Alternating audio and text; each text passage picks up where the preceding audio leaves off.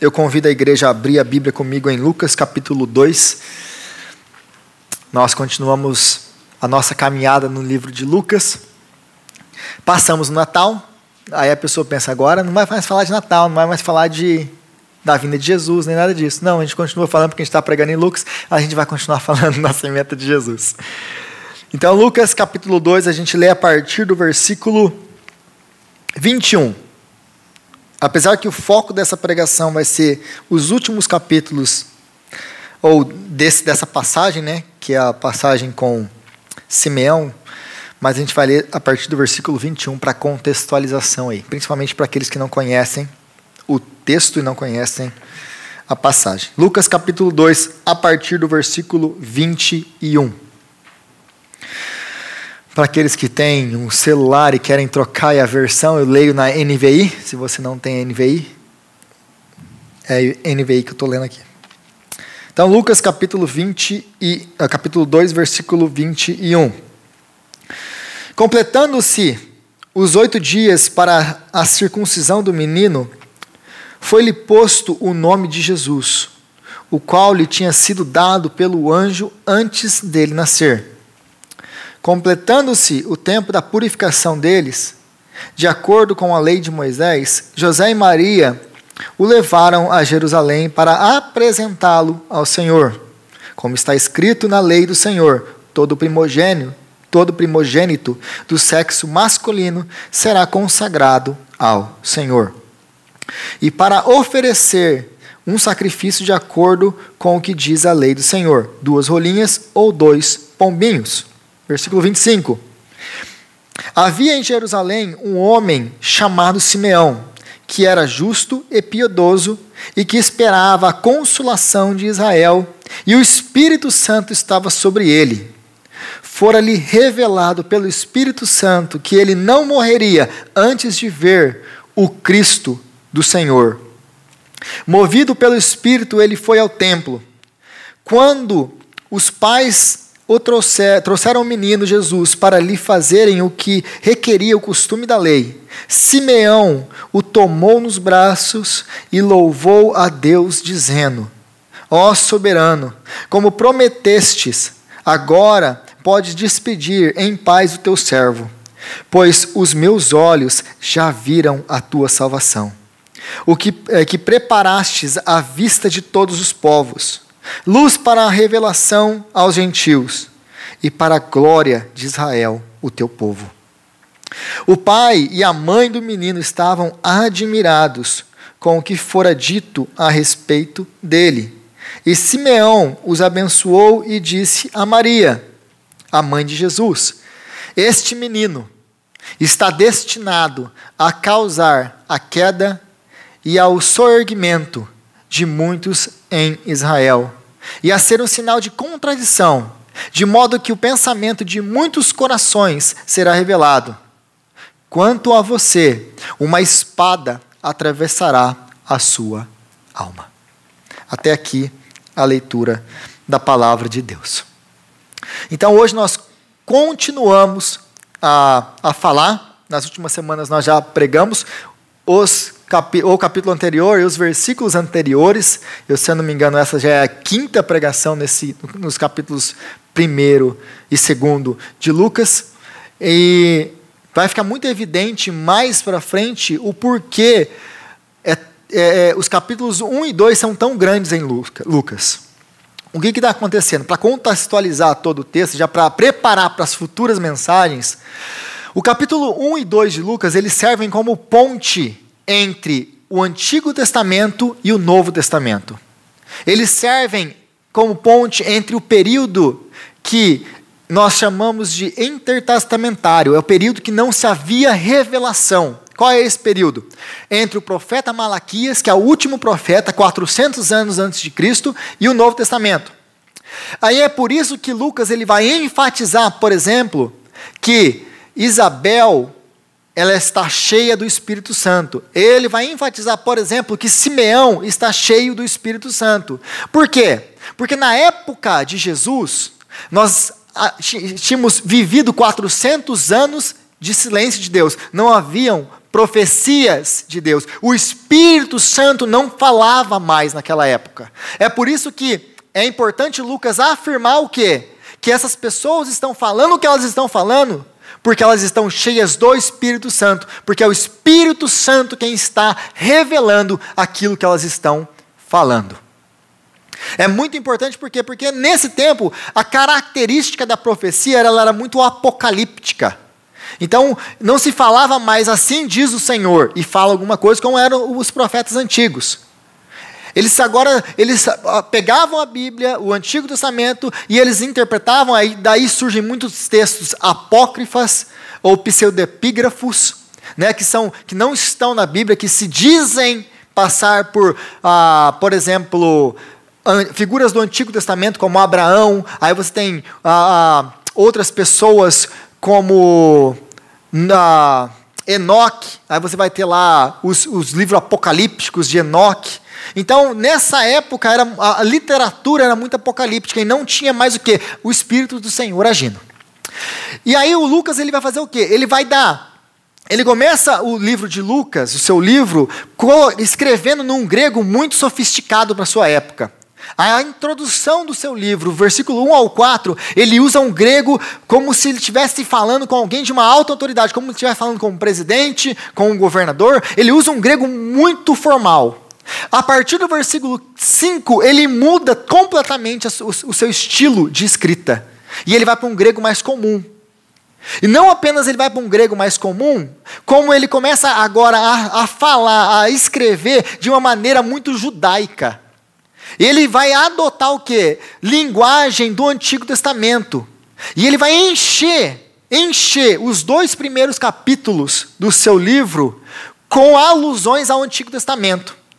Para que ele vai fazer isso? Ele vai fazer o quê? Ele quer nos mostrar uma coisa. O que ele quer nos mostrar? Esse menino, esse Jesus, ele é o Messias prometido no Antigo Testamento.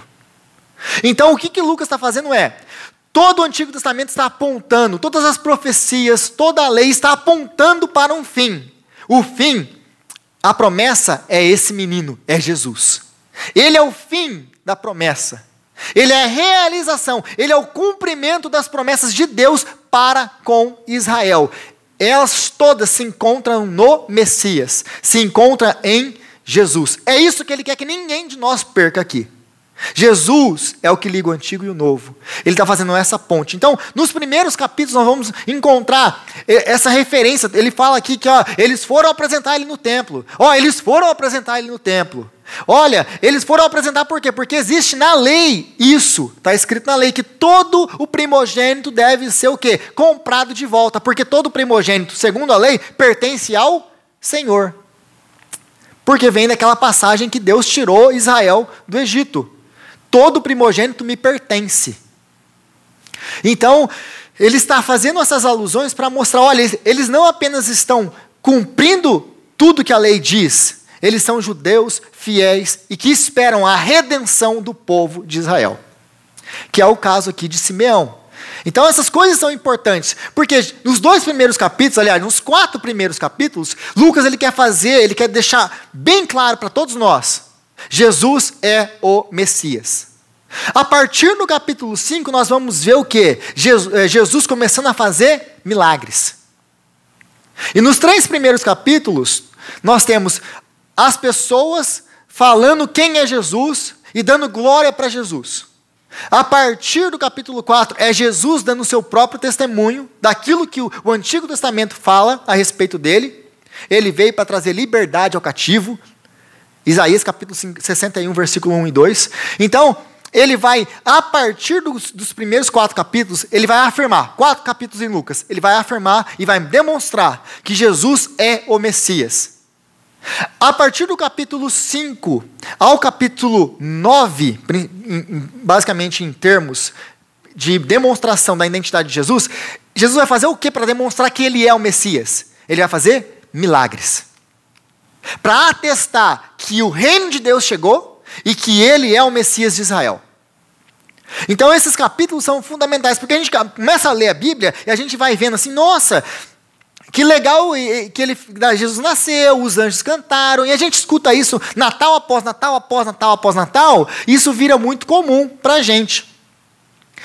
E esse é o meu primeiro ponto aqui, que a gente pode tirar disso aqui tudo. A gente acabou de passar pelo Natal, e a gente escuta os cânticos, a gente escuta mais, outra vez, a velha história de Jesus. Né? E uma vez a Jaque me falou assim, ela vai ficar brava quando ela vê isso na pregação. Saiu um filme de Jesus e eu falei assim, saiu um filme de Jesus. Filme de Jesus é tudo igual. Você queria o quê? Ainda bem que é igual. Você queria que ele fosse diferente? Né? Quando sai um filme de Jesus, aliás, quando sai uns diferentes aí, tem como assistir? Não tem, porque é só, né, besteira. Então, nós estamos passando por esse tempo de Natal. E esse tempo de Natal é um tempo que a gente passa todo ano. E é um tempo que a gente acostuma com a mensagem do Natal. E aí a gente vê essa mensagem sendo repetida de novo, de novo, de novo, de novo. E tem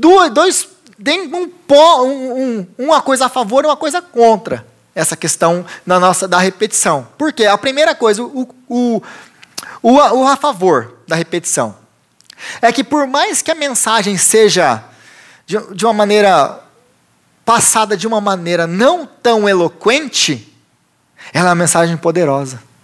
Ela é uma mensagem maravilhosa. Então, por mais simples que seja a mensagem, por mais humilde que seja a pessoa que está apresentando, e não tenha talvez tanta profundidade, a mensagem continua sendo maravilhosa e ela continua com o poder para transformar vidas. Porque o poder dessa mensagem não está no pregador, mas na mensagem, no Deus da mensagem. Mas o segundo ponto, e aliás esse talvez seja a desvantagem da repetição, que é essa. Quando nós escutamos quando nós escutamos o Evangelho de Jesus Cristo pela primeira vez, é um negócio que você fica, uau! Aí você escuta ele de novo, aí você escuta ele de novo, aí você escuta ele de novo, ano após ano. E talvez é no Natal que você escuta ele. E aí você, legal. Ele perde aquele impacto que ele tinha. E ele vira uma coisa corriqueira, uma coisa natural para a gente. Então essas seriam a vantagem e a desvantagem disso. Muitas vezes a gente vem aqui, a gente escuta de novo, e de novo, e de novo, e você talvez conheça as histórias que eu estou pregando e lendo da Bíblia. Você escutou, se você cresceu na igreja, você escutou Lucas 1 e 2 milhões de vezes. Milhões de vezes. Mas o convite para você é abrir o seu coração, porque Deus tem coisa para falar com você, sempre, na palavra dEle. Então, a mensagem do Natal é, Jesus, Ele veio. Essa é, de uma maneira muito simples. Qual que é a mensagem do Natal? Jesus veio. Jesus veio. Para que Ele veio? A pergunta então que tem que ser feita é, para que Ele veio? Jesus veio, e como eu já disse em outras pregações, a gente acha lindo o Natal.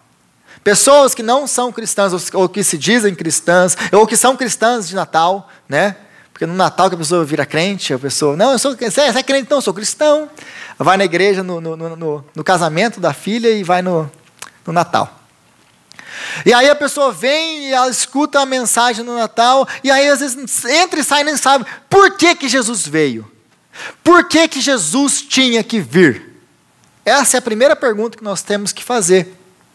Por que Jesus tinha que vir? Qual é a mensagem do Natal? E a mensagem do Natal é uma mensagem muito simples. Jesus ele veio para quê? Para salvar pecadores. Essa é a mensagem do Natal. Ou em outras palavras, Jesus ele veio para quê? Porque o mundo é incapaz de se salvar a si mesmo. Nós somos incapazes de nos salvar. Essa é a mensagem do Natal. O mundo é incapaz de se salvar. Nós precisamos de um Salvador. E aí vem para o Natal, aí vem o bebê, e todo mundo ama bebê, gente. Tem um bebê, que coisa mais linda. Olha a Emily, todo mundo quer pegar a Emily. Aí o Josh não quer, o Josh fica bravo.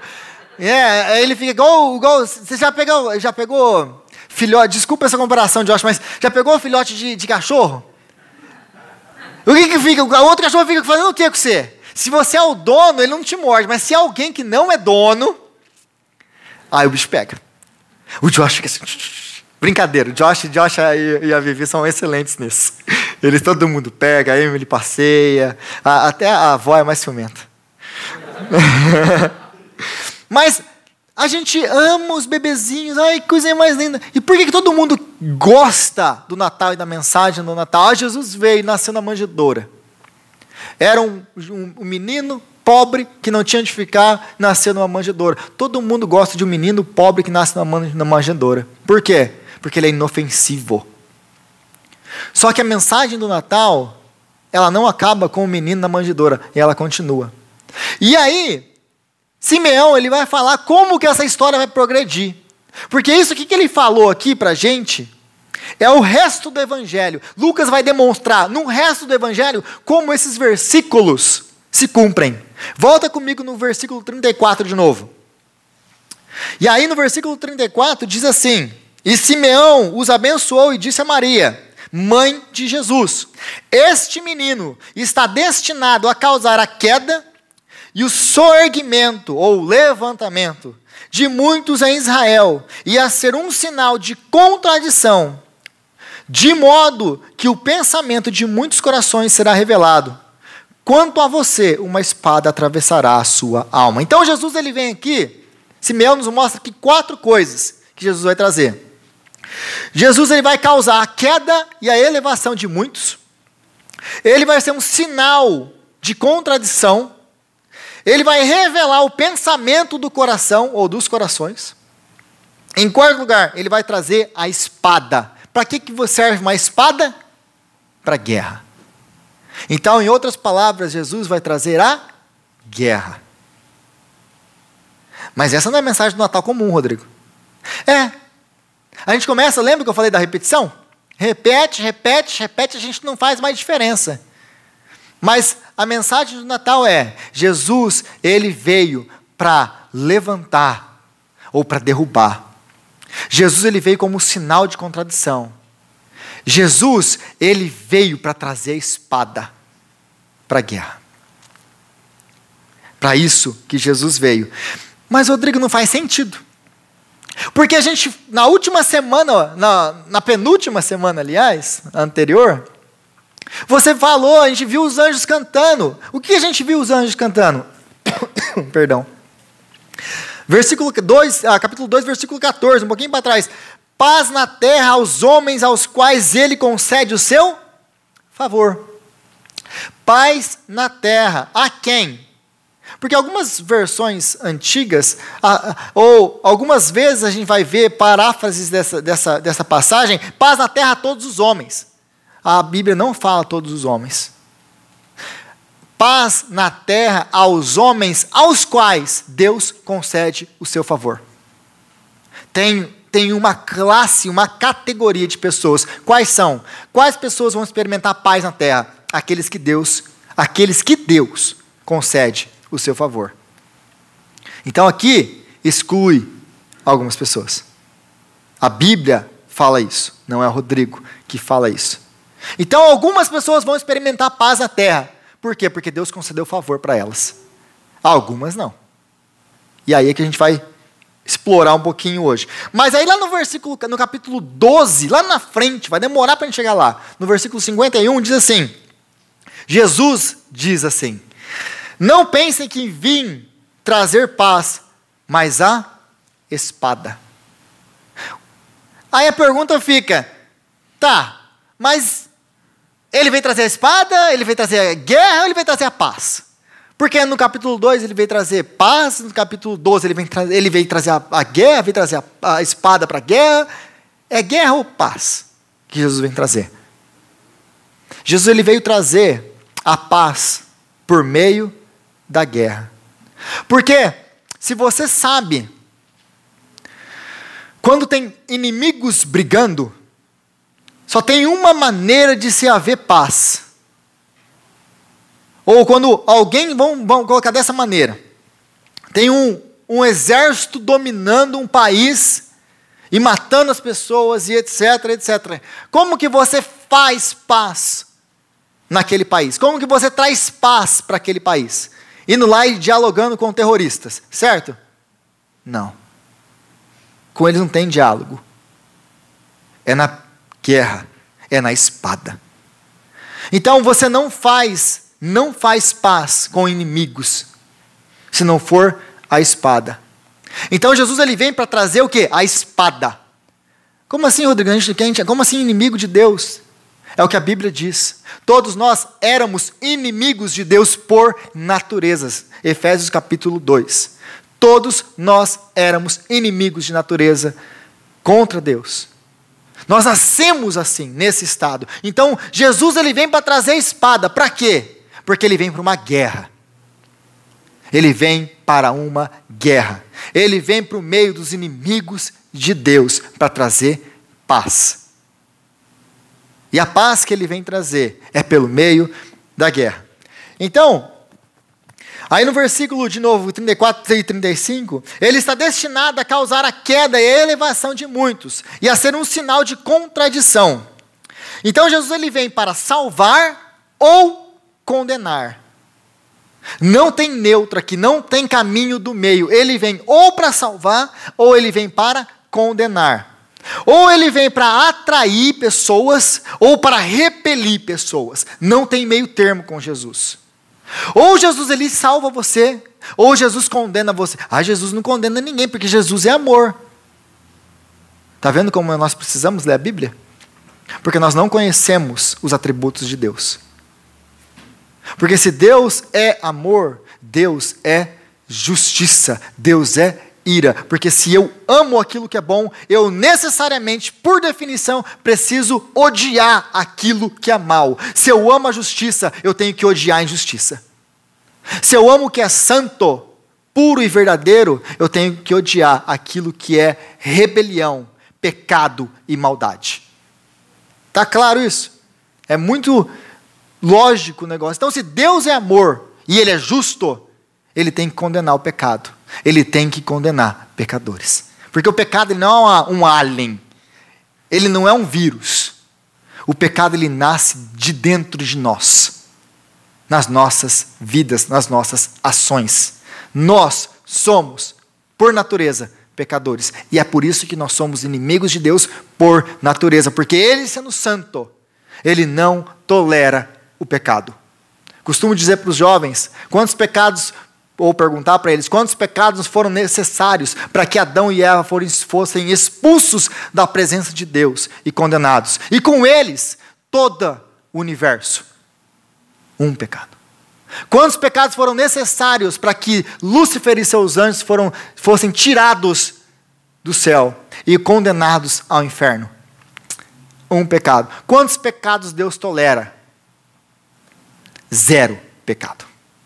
Deus não tolera o pecado, porque Ele é um Deus santo. Aliás, esse é o atributo de Deus na Bíblia. Qual é o atributo de Deus na Bíblia? Deus é santo, santo, santo. Em nenhum outro lugar na Bíblia você vai achar nenhum outro atributo sendo enfatizado como a santidade de Deus. Deus é amor, e o seu amor é santo. Deus é justiça, e a sua justiça é santa. Deus é bom, a sua bondade é santa. Tudo que Deus faz, Ele é santo. Tudo que Ele faz, Ele é santo. E nós somos pecadores. E nós não podemos deixar de pecar. Às vezes a pessoa tem aquele velho discussão entre ser livre, não ser livre. Aí a pessoa vem e fala, eu sou livre. Você é livre, meu irmão, você é livre. Aí decide aí com a sua liberdade, vai para casa hoje e não peca mais. Amanhã a gente conversa. Nós não somos livres do pecado. O pecado está na nossa natureza. Nós precisamos do Espírito Santo vindo, vir e intervir em nós, nos transformando de dentro para fora, para nos libertar do pecado. E isso ainda é um processo que vai durar a nossa vida inteira. É um processo. Então nós não podemos deixar de pecar enquanto nessa natureza. Da mesma forma, Deus não pode pecar, porque Ele é santo. A natureza de Deus é ser santa. Ele não é um Deus que, talvez um dia Deus possa cair. Não. Para nós é impossível deixar de pecar, porque é a nossa natureza. Para Deus é impossível pecar, porque é a natureza dele. Ele é santo. Então Jesus ele vem para salvar ou para condenar, atrair ou repelir. E o que Jesus ele venha, ele se vê tem extremos aqui. Tem dois extremos. Não tem meio, não tem morno, não tem um médio. Ou ele salva ou ele condena. Ou ele atrai ou ele repele. Não tem meio com Jesus. Não tem o morno, tão famoso dentro da igreja evangélica, o cristão morno. Não tem com Jesus. Por que não tem? Ou você se submete completamente a Ele, ou você se afasta completamente dEle. Se você conheceu Jesus, e se você conheceu as exigências do Evangelho, ou Jesus ele vai te atrair de uma maneira completa, ou ele vai te afastar de uma maneira completa. As exigências de Jesus vão nos trazer para Ele, ou nos afastar dEle. Ele vai nos elevar, ou Ele vai nos rebaixar. Por quê? Por causa da exclusividade das suas exigências. Jesus, ele vai nos afastar, ou nos afastar, ou nos atrair. Por quê? Por causa da exclusividade. O que é exclusivo? Aquilo que só Ele tem. Aquilo que só Ele demanda. Aquilo que só Ele exige de nós.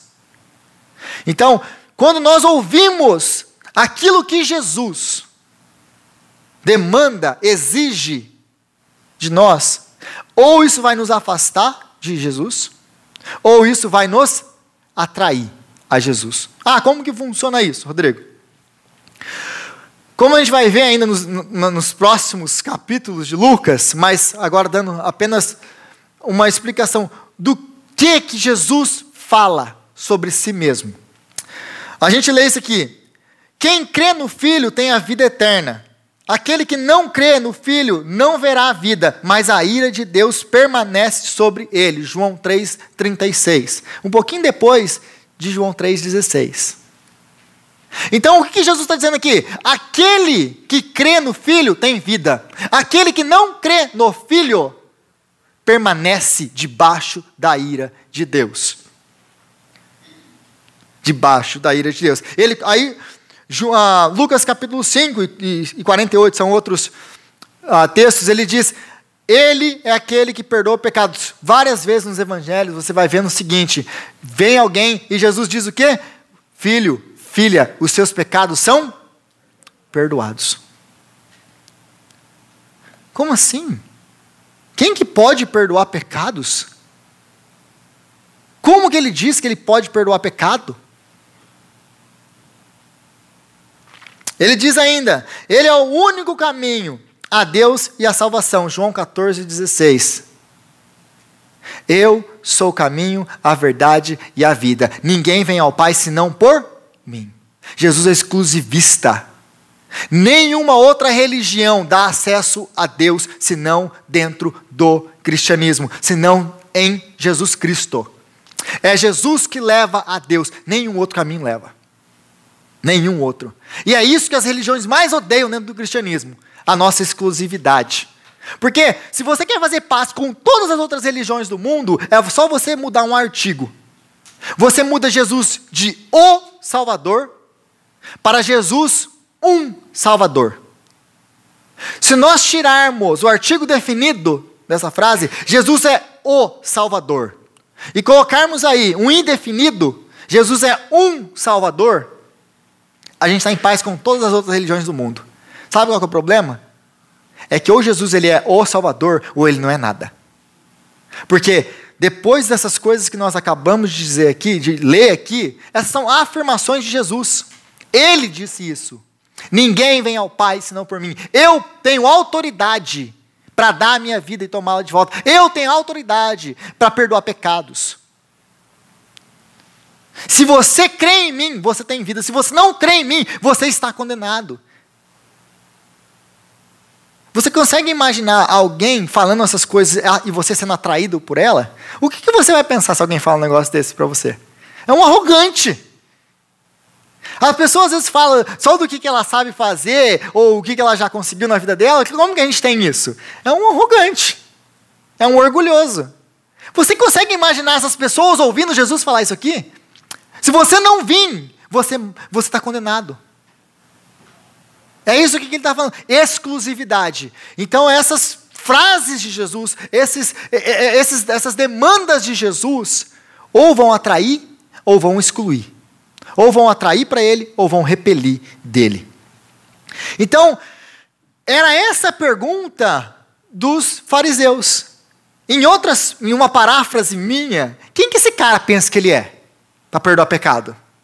Porque se você for adiantar um pouquinho e for em Lucas capítulo 5, quando eles trazem o paralítico, abre o teto, todo mundo conhece a história, ele desce o paralítico na frente de Jesus. O que ele fala para aquele homem? Filho, seus pecados estão perdoados. Os fariseus e os mestres da lei, em volta toda ali, vendo isso, qual que é a pergunta deles? Quem que esse cara pensa que ele é? Ele está blasfemando contra Deus.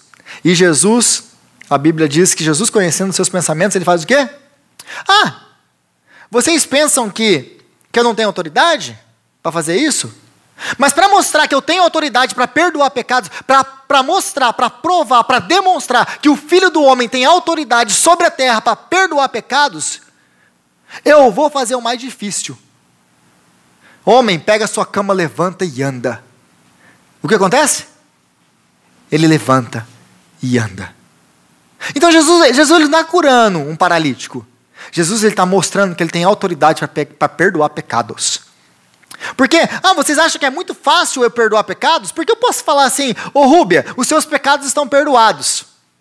E a Rúbia vai embora feliz da vida que os pecados dela perdoados. Aí todo mundo olha para mim e fala assim, quem que ele pensa que ele é? Que autoridade que ele tem para perdoar pecado?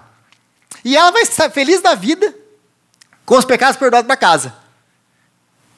E aí todo mundo fica me chamando, ou pensando, o cara está blasfemando contra Deus. E nesse termo eles estão certos, porque quem pode perdoar pecado senão o próprio Deus? Aí o que Jesus faz? Vocês estão achando que é fácil, o mais fácil eu fazer isso aqui, porque se o pecado dela está perdoado ou não, alguém vai ficar sabendo? Alguém aqui vai... Não, ela foi perdoada realmente. Vai ou não? Não tem como a gente julgar isso. Não tem como a gente ver no espiritual e ver se aí realmente ela foi perdoada dos pecados. Então, para a gente é o mais fácil de fazer. Porque vocês pensam que isso é o mais fácil, eu vou fazer mais difícil para provar que o pecado dela foi perdoado. Levanta, pega a sua cama e anda. É isso que Jesus está fazendo. Ele está demonstrando que ele tem poder para perdoar pecados. Ele não está curando um paralítico. Então, a pergunta que fica na cabeça desses homens, dos fariseus, dos religiosos e de pessoas ao redor de Jesus é: quem que esse homem pensa que ele é? Quem que ele pensa que ele é?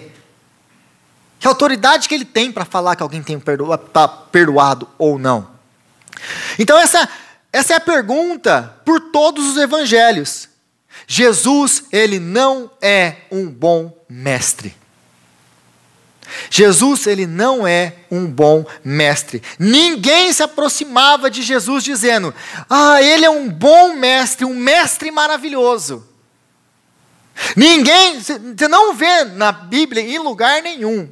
A única vez que você vai ver isso, quando o jovem rico chega a chamar eles de bom mestre, o que você me diz? Ele já na hora corta o cara.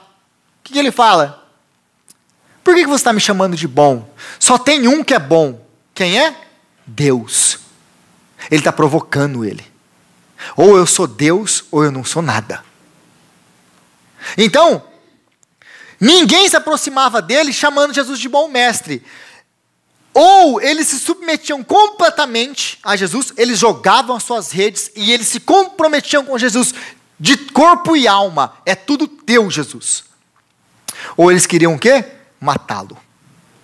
Só tem duas opções quando Jesus se revela. Quando você conhece quem é Jesus, só tem duas opções para Jesus. Ou ele é Deus e ele demanda a nossa obediência completa, a nossa vida completa.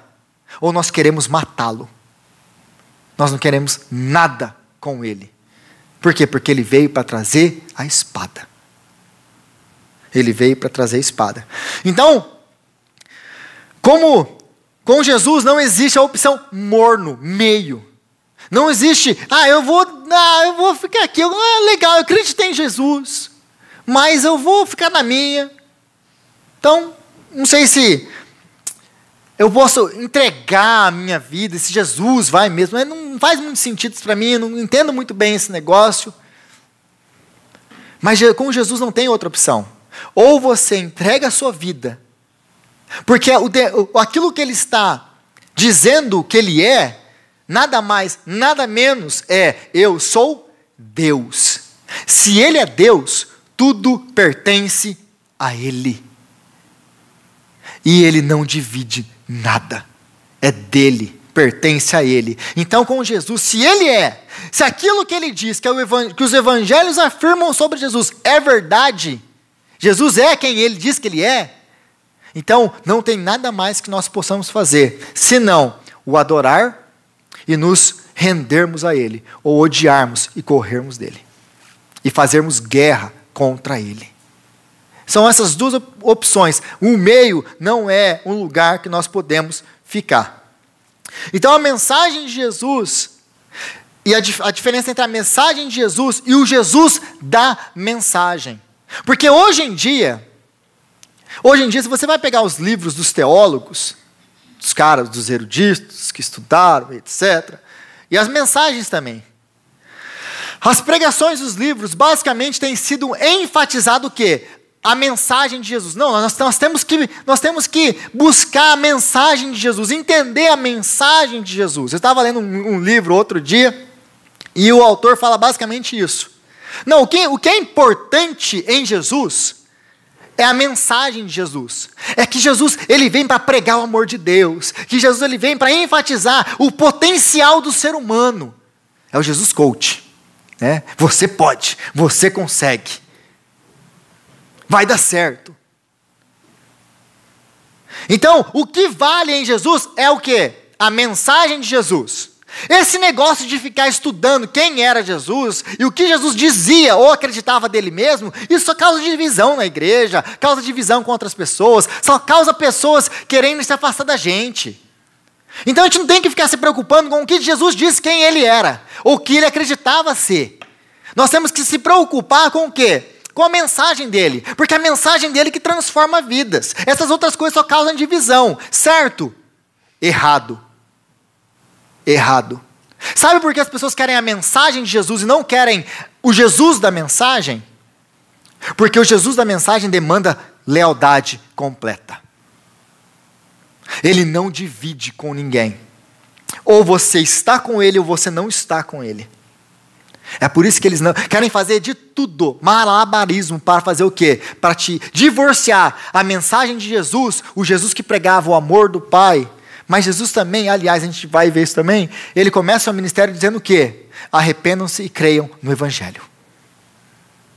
Arrependam-se e creiam no Evangelho. Essa é a mensagem de Jesus. Aí eles querem fazer aí malabarismo em tentar transformar a mensagem de Jesus em uma coisa mais palatável para a gente hoje.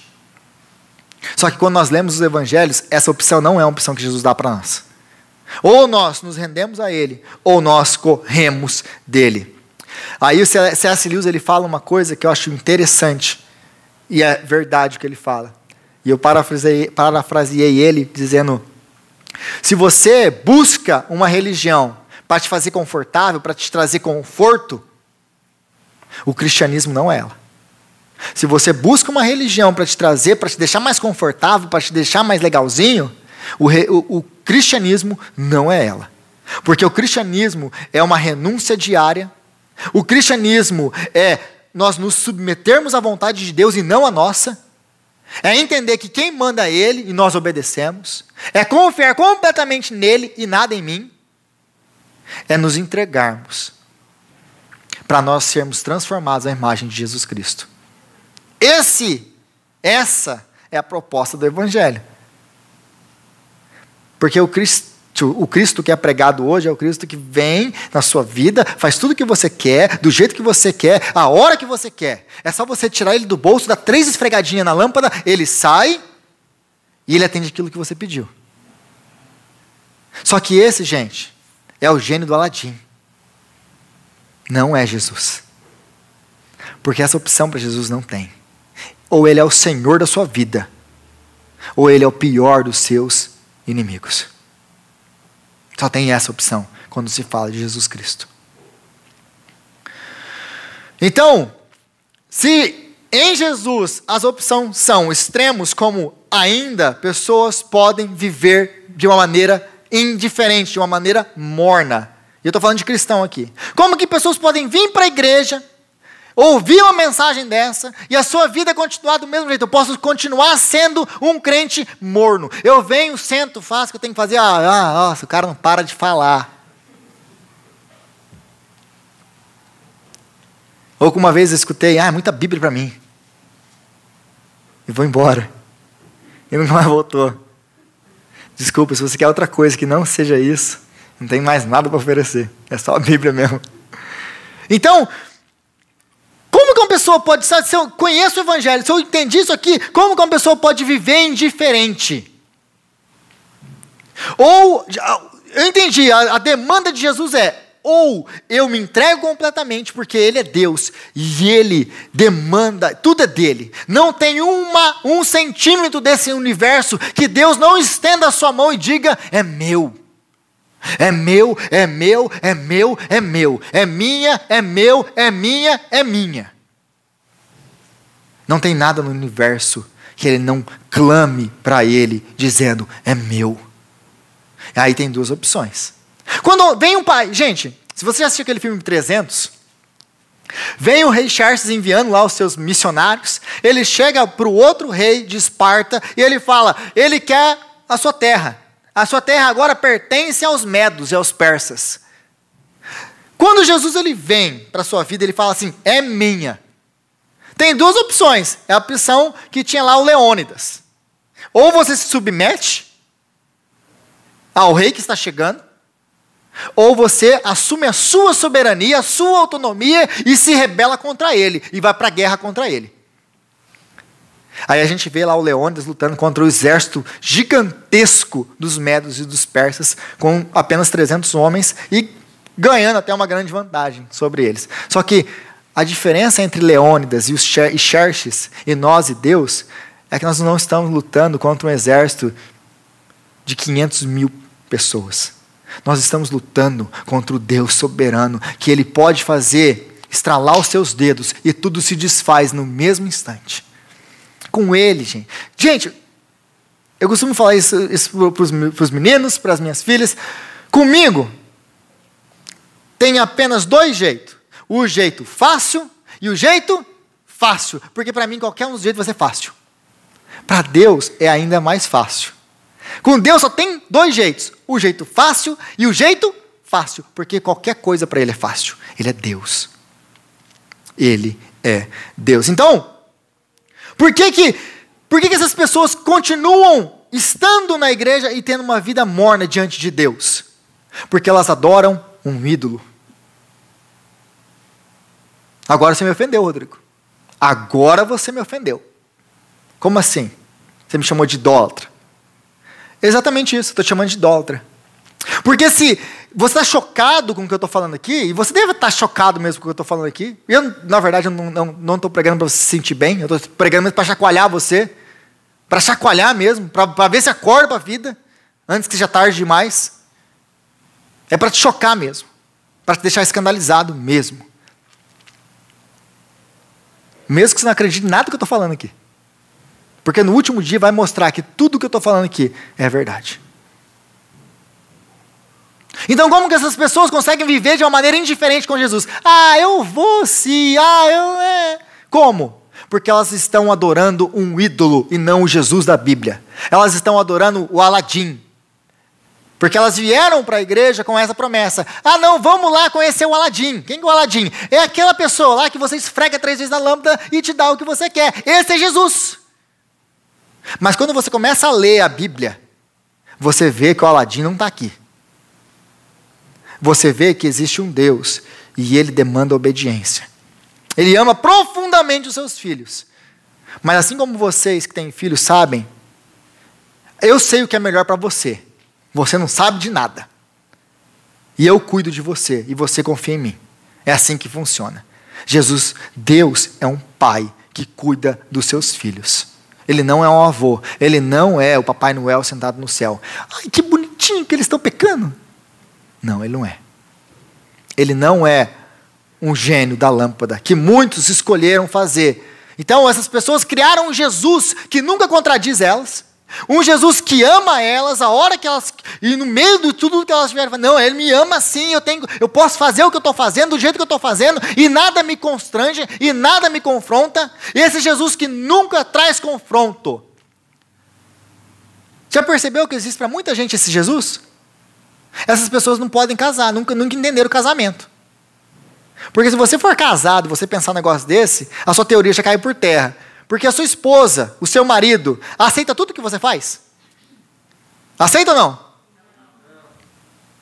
Ama você de qualquer jeito, de qualquer hora, apesar de qualquer coisa, vai estar lá com você, te ama. Mas vai fazer o quê? Vai te repreender, vai te corrigir. Não funciona nem para o seu casamento. Você nem com a esposa, com a mulher, com o homem dos seus sonhos que você casou. Não é assim? Você quer fazer isso com Jesus? Com o Senhor? Então essas pessoas que fazem essa caricatura de Jesus, desse Jesus bondoso que nunca se ira, porque Deus é amor. Ele tem que aceitar o jeito que eu sou, do jeito que eu sou, eu vou fazendo o que eu quero, e ele tem que me abençoar em tudo que eu estou fazendo. Por quê? Porque esse aqui é o meu Jesus. Ele pode ser o seu Jesus, mas ele não é o Jesus da Bíblia. É por isso que essas pessoas conseguem viver de maneira indiferente. É por isso que essas pessoas podem viver assim, porque elas têm o quê? Um bom mestre. Jesus para elas é o bom mestre. Ele não é Deus. Ele é um homem, como dizem alguns, um bom reformador social. Um bom mestre. Aí eles podem vir para a igreja e se continuar indiferente. Como? Como que é continuar indiferente? Eu vou dar o que sobra para Deus. O que sobra do meu tempo, o que sobra do meu dinheiro, o que sobra da minha energia. Não, eu sou muito jovem para servir a Deus. Quando eu ficar mais velho, eu vou servir a Deus. É? Primeiro, quem disse que você vai ficar mais velho? Não é isso que Jesus conta na sua parábola do insensato, do rico tolo? Nossa, vou destruir esses celeiros e construir celeiros ainda maiores. Aí vem então Deus para ele à noite e fala: tolo, você acumulou. Essa noite te pedirão a sua alma. E com quem que vai ficar aquilo que você acumulou? Gente, só basta uma coisa para morrer: é estar vivo. É estar vivo. Porque muita gente pensou que ia acordar hoje e não acordou. Muita gente pensou: não, amanhã eu vou servir a Deus. E não teve amanhã para essas pessoas. Rodrigo, você não pode fazer isso na igreja. Vai esvaziar a igreja.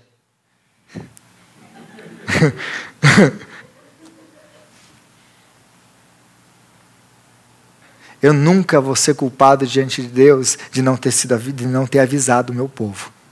Pode não ter amanhã. O nosso chamado é para servi-lo hoje. E aí a gente quer dar, não, amanhã eu dou. Se sobrar um dinheirinho eu dou lá alguma coisinha na igreja. Graças a Deus a gente não fica pedindo dízimo para ninguém, a gente não tem. Aliás, eu nunca nem preguei sobre dízimo nessa igreja. Se sobrar o tempo eu vou, se sobrar o dinheiro eu vou, se sobrar energia eu vou. Não, hoje está tão difícil, hoje, nossa, foi Natal ontem. Se der um tempinho amanhã eu vou na igreja. Se eu estiver menos cansadinho amanhã eu vou na igreja. Sabe qual que é o problema de tudo isso? Eu não estou falando que não tem situações que a gente vai faltar na igreja, gente. Não é esse meu ponto. Espero que você tenha entendido isso até agora. O meu ponto é, eu fico dando para Deus o que sobra, e eu espero que Ele aceite isso. Esse não é o pecado de Caim? Não é o pecado dele? Os dois oferecem, Caim e Abel. Sabe qual que é o problema de Caim e Abel? As pessoas ficam, não, é porque um era verdura e porque o outro era carne. Não tem nada a ver, é a disposição do coração. Um ofereceu com todo o seu coração, ofereceu o melhor do seu. O outro ofereceu, pega isso aqui para Deus. Quem que Deus rejeita? Caim e a sua oferta. Porque, gente, vou dar aqui o que sobra. Do meu tempo, do meu dinheiro, do meu esforço, vou dar o que sobra para Deus. Deus não aceita. Deus não aceita. Porque Deus, ou nós entregamos tudo para Deus, ou Ele não aceita. Porque, por exemplo, a adoração. Deus é um Deus carente de adoração. Uma vez escutei isso. Deus é um Deus carente. Esse seu Deus é um Deus carente de adoração. Não é carente de adoração. Então por que toda hora fica falando, tem que adorar Deus, tem que adorar Deus, tem que adorar Deus? Se Ele não é um Deus carente de adoração. Ele não é um Deus carente de adoração. Por quê? Porque não é qualquer adoração que serve para Deus. A única adoração que serve para Deus é aquela que é feita em espírito e em verdade. Fora disso, Ele não aceita adoração. Então Ele não é o Deus que aceita qualquer coisa. Ele não é o Deus que aceita do jeito, faz do jeito que tiver a fazer. Faz logo. Ele não é esse Deus. Então Jesus não é o bom mestre. Jesus, Ele revela o que está dentro dos nossos corações. Então tudo isso vai nos revelar o que está dentro do nosso coração. Se nós entendemos quem Jesus é, e a sua demanda, aquilo que Ele exige de nós, isso vai revelar o que está dentro do nosso coração. Ou nós vamos odiá-lo, porque eu não quero me submeter a Ele completamente. Eu não quero um Deus que eu me submeta a Ele completamente. Eu quero ter minha vida nas minhas próprias mãos, no meu controle. Eu quero dizer para você que ter esses dois você não vai ter. Ou você entrega para Ele e Ele está no controle, ou você está no controle e você não está nele. Porque Ele não divide o trono dele com ninguém. Ou Ele é o Senhor da sua vida, ou você é o Senhor da sua vida. Então, Jesus ele vai revelar o que está dentro do nosso coração. Se Jesus não tinha poder nenhum, e ainda exigia rendição completa, como ainda Ele atraía pessoas? Porque no final de tudo isso, gente, eu espero que essa pergunta tenha vindo sobre você, porque essa era a minha pergunta quando eu estava pensando em tudo isso. Gente, como que um homem que não tem poder nenhum, que tipo de poder Jesus tinha? Ele tinha um exército celestial, fora de cogitação, estava lá, não veio, mesmo até porque Ele falou isso para Pilatos. Se o meu reino fosse desse mundo, meu exército já estaria aqui. Meu reino não é desse mundo. Então Jesus não tem poder nenhum, não tem dinheiro nenhum, Jesus não tem nada. Como que um homem como Jesus fala o que Ele fala, afirma o que Ele afirma, e tem gente ainda que acredita nele? Como que Jesus fala o que Ele fala, exige o que Ele exige, e você está sentado aí? Porque não é os discípulos dele, há 2000 anos atrás, que são doidos. Nós nem conhecemos Ele, e a gente está sentado aqui hoje. Como que Ele faz isso? O Espírito Santo é uma boa resposta para isso, mas, porque antes de exigir submissão completa dos seus inimigos, Ele se submeteu completamente por eles. Sabe por que você está aqui essa noite? Porque, e aí você está chocado, porque como assim alguém pode me exigir, você com a sua mente pós-moderna, como que pode falar um negócio desse, que Jesus, ou eu estou completamente, ou eu não estou. Isso é ofensivo, isso é arrogância, ninguém pode falar uma coisa dessa. Para mim, é o pós-moderno. Ninguém pode, nessa época que nós vemos, ninguém pode. Você define o que é bom para você. Você tem que ser o Senhor da sua própria vida. Mas antes de exigir submissão da sua parte, da minha parte, antes de exigir qualquer coisa de você, como que Ele atraía pessoas? E por que pessoas ainda são atraídas por Ele? Porque Ele se submeteu completamente à vontade do Pai.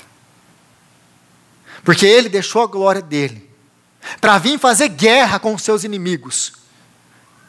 Mas Ele não veio para destruir os seus inimigos. Ele veio para morrer pelos seus inimigos. Ele veio para entregar a sua vida, para que os seus inimigos tivessem a sua vida. Ele veio por você. Antes de exigir qualquer coisa de você, Ele fez por você. É por isso que Ele atraía pessoas, mesmo com o discurso que Ele tem, mesmo falando as coisas que Ele falava sobre Ele mesmo. Ele atraía e continua atraindo pessoas, porque Ele não é um Deus tirano, que apenas demanda obediência. Ele é um Deus que se entrega, é um Deus que exige sim autoridade completa, submissão completa sobre a sua vida, porque Ele te ama. E o amor dele foi provado 2000 anos atrás, numa cruz. Senhor, nós te agradecemos, ó Pai, pela sua palavra e te pedimos que o Senhor venha nos dar graça, Senhor, de se submeter, Senhor, completamente à sua vontade para as nossas vidas. De nos rendermos a Ti de maneira completa, porque o Senhor é digno de tudo o que nós somos, de tudo o que nós temos. Porque tudo que nós temos e tudo que nós somos é graça do Senhor. Nós te pedimos e oramos, dá-nos graça, Senhor, para obedecer a palavra proposta hoje para nós. É o que nós te pedimos, em nome de Jesus, nosso Senhor. Amém.